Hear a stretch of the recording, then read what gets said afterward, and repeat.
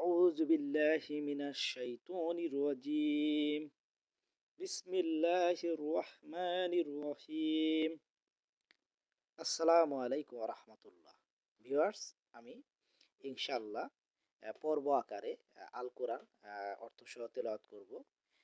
ইনশাআল্লাহ তেলাওয়াতগুলো শুনবেন এবং সেই সাথে নিজেরাও কোরআন তেলাওয়াত শিখবেন এবং নিজেরাও কোরআন তেলাওয়াত করবেন। কারণ হাদিস শরীফে বর্ণিত আছে,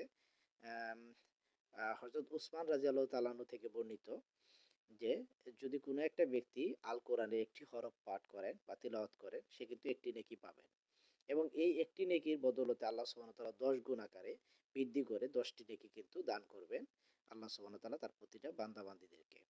এটা কিন্তু তিরমিজি শরীফে 2910 নম্বর হাদিসে বর্ণিত রয়েছে, যদি আমি কোনো ভুল করে না থাকি। তো যাই হোক, ভুল করলে অবশ্যই ক্ষমা সুন্দর দৃষ্টিতে দেখবেন। আল্লাহ যেহেতু ক্ষমাশীল, তা আমাদেরও উচিত, আমরা মানুষ, মানুষ মাত্রই ভুল হবে, এটাই স্বাভাবিক। আমরা কেউই ভুলের ঊর্ধ্বে নই।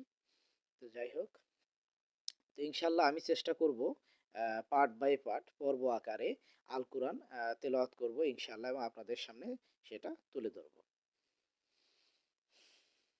অর্থসহ অর্থসহ আল কোরআন তেলাওয়াত করার চেষ্টা করব ইনশাল্লাহ। আল কোরআন তেলাওয়াত করার আগে আল কোরআন সম্বন্ধে একটু ইতিহাস জেনে নেই।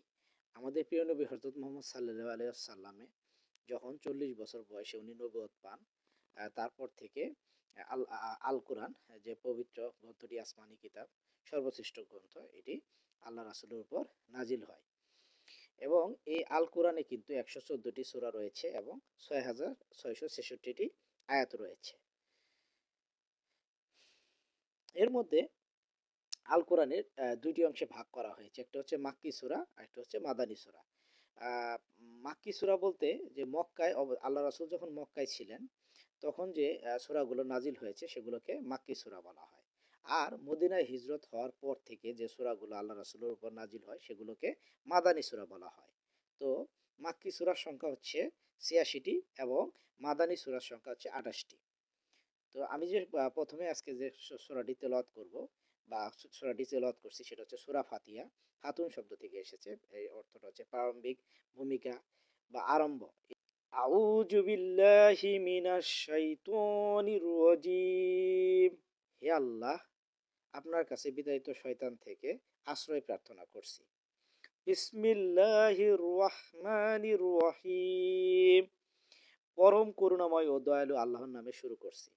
আলহামদুলিল্লাহি রব্বিল আলামিন। সকল প্রশংসা আল্লাহর জন্য, যিনি সকল সৃষ্টি জগতের মহান পালনকর্তা।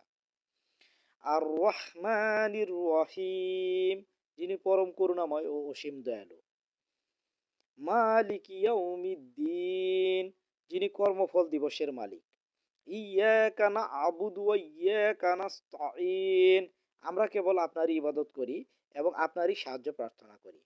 ইহদিনাস সিরাতাল মুস্তাকিম, আমাদেরকে সরল পথ প্রদর্শন করুন।